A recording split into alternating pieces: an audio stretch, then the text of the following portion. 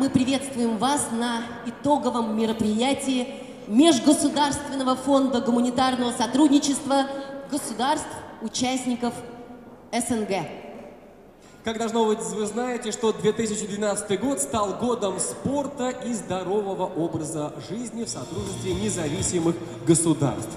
Спорт и физическая культура, физическое здоровье – это неприходящие ценности человека. Они являются основой нашего благополучия, как для каждой семьи, так и в рамках всего содружества. Здоровый образ жизни, активная физическая нагрузка дарят нам не только великолепное самочувствие, но и уверенность в том, что у нас хорошее здоровье. Уверенность сегодня, завтра и через 10 лет. В странах Содружества уделяют особое значение развитию спорта, и, что приятно, эта тенденция растет каждый год. Да, и подтверждение как раз дела, которые происходят в этой тенденции. Советом глав государств Содружества на неформальном саммите 8 мая 2010 года было принято решение об объявлении 2012 года годом спорта и здорового образа жизни в Содружестве независимых государств. Поэтому в течение целого года, 2012-го, в странах Содружества были предприняты активные меры по развитию и пропаганде спортивного образа жизни. Значительная часть мероприятий в области физкультуры и спорта, охраны здоровья населения в этом году в странах Содружества была проведена при поддержке и участии МФГС. И сегодняшнее итоговое мероприятие – это яркое завершение года спорта и здорового образа жизни. Культура, образование, наука, спорт – это сферы, которые дают большие возможности для расширения и человеческих контактов, и укрепления межгосударственных отношений.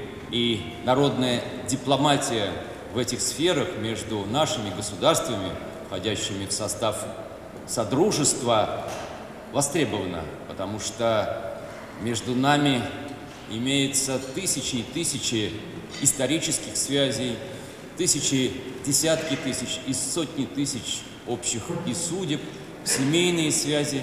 Поэтому дипломатия, народная дипломатия на пространстве СНГ расширяется, и этим очень активно пользуется и Совет, и Фонд гуманитарного сотрудничества, который за последние несколько лет провел уже огромное количество проектов, мероприятий, в которых участвовало, вдумайтесь только, почти 250 000 человек. Это, конечно, хороший результат.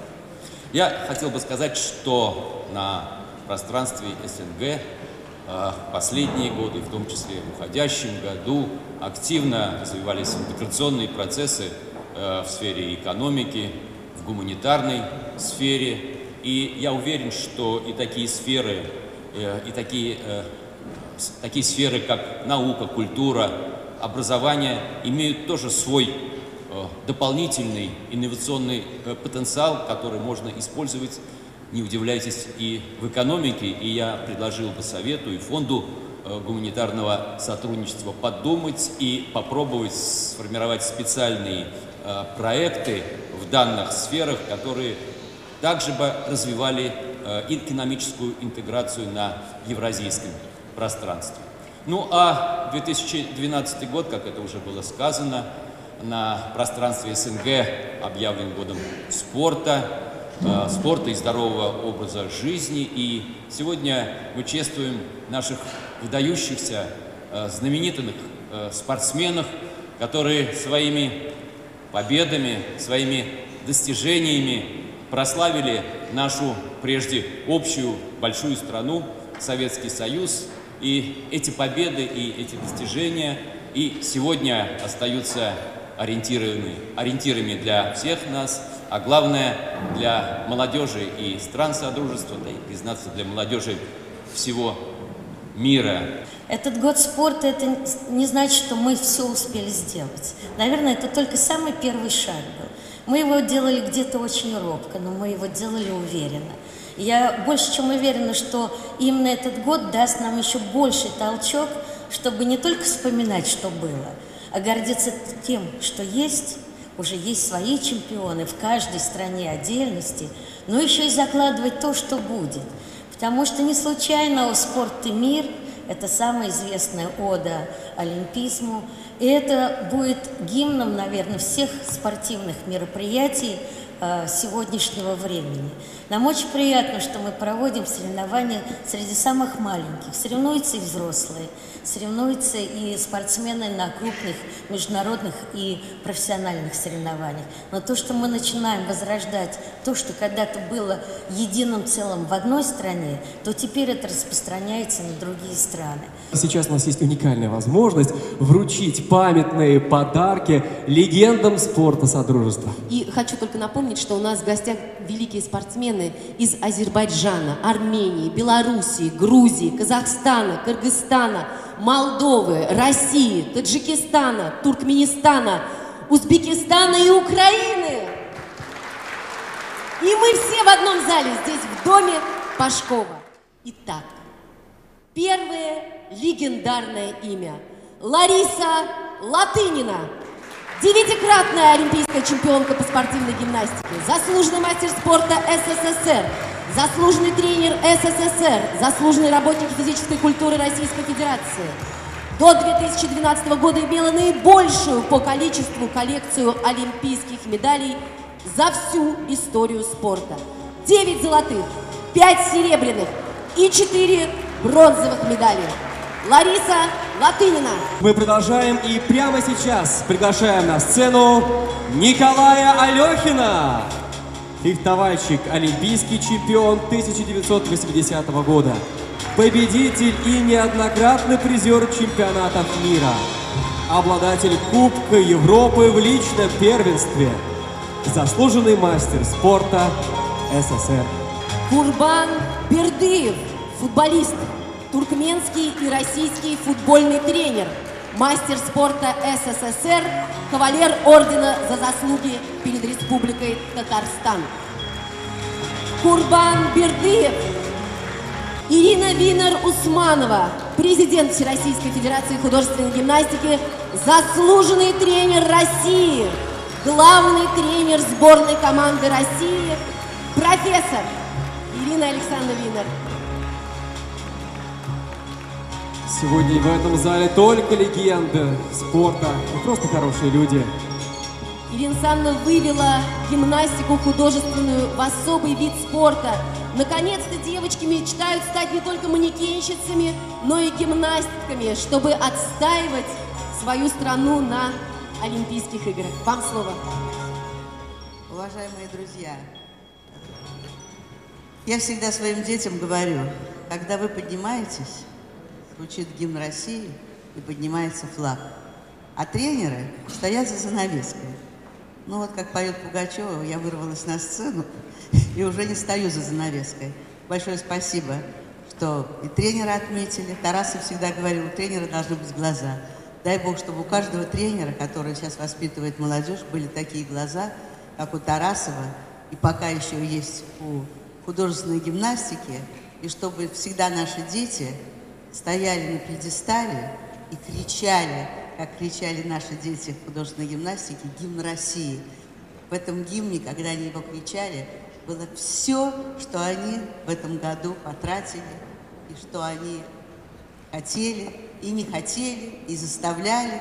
Во всяком случае, патриотизм определяется именно там, когда не нужно ничего говорить, когда зал встает, и самая популярная песенка становится гимн бывшего Советского Союза, а теперь России.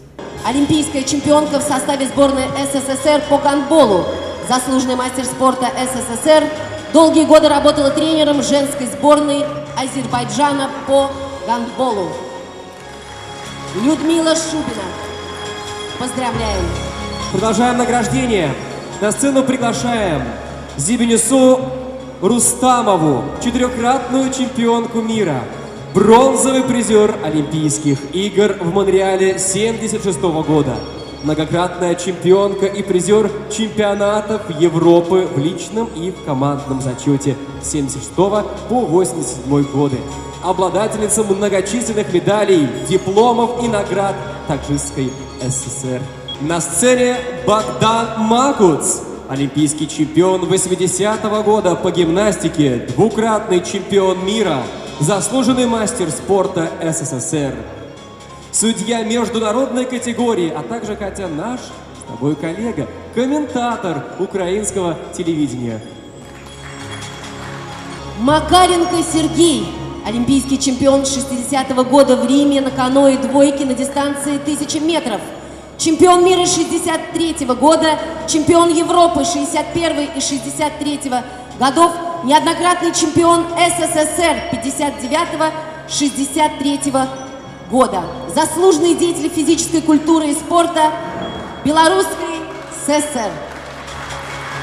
Каныбек Осмоналиев, четырехкратный чемпион мира и двукратный чемпион Европы по тяжелой атлетике.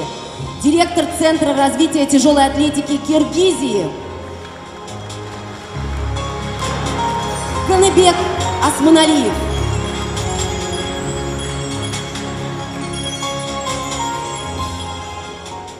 Уважаемые друзья, я очень рад и горд. Почему? Потому что здесь сегодня сидят выдающиеся спортсмены, которые представляли Советский Союз, которые защищали спортивную честь советского народа.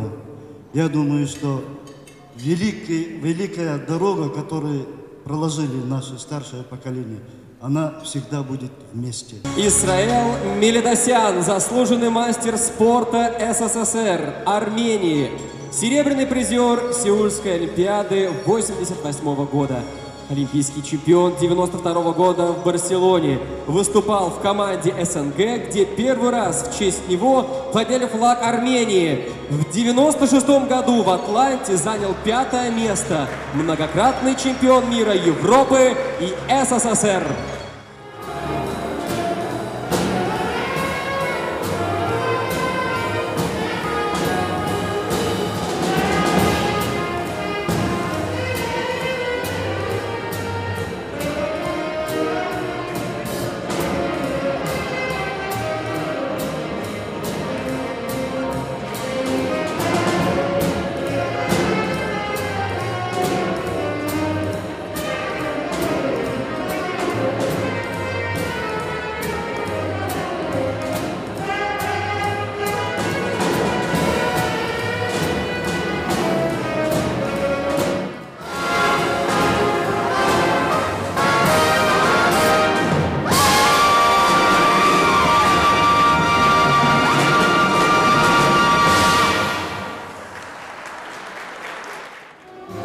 Такой праздник замечательный получился.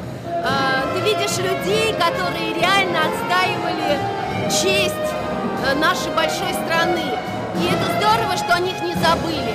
Они для нас являются до сих пор примером. И так хотелось их всех обогреть. И у меня такое ощущение, что праздник получился. Все получили подарки, памятные призы. И они должны знать, что о них никто не забыл. Когда я был мальчишкой, мы знали по фамилиям, именам всех олимпийских чемпионов.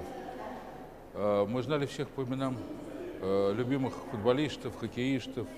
Мы знали всех спортсменов. Это были наши кумиры, наши герои, люди, с которых мы брали пример. Я думаю, то, что сегодня происходит, это какая-то возможность поблагодарить их за то, что они сделали для нас. Потому что мы были лучше, когда глядели на них, мы старались им подражать. И сегодняшний день – это день, когда мы отдаем долги. Я считаю, что это очень важно, и то, что сегодня это произошло, как мне представляется, это большое событие и в нашей жизни, потому что мы могли познакомиться с легендами великого спорта, и нам удалось сделать им приятное, что тоже очень важно. Поэтому я думаю, что сегодняшний день важный день. Он важный по-человечески и важен в том, чем я занимаюсь профессионально, в налаживании и в сохранении гуманитарного пространства СНГ.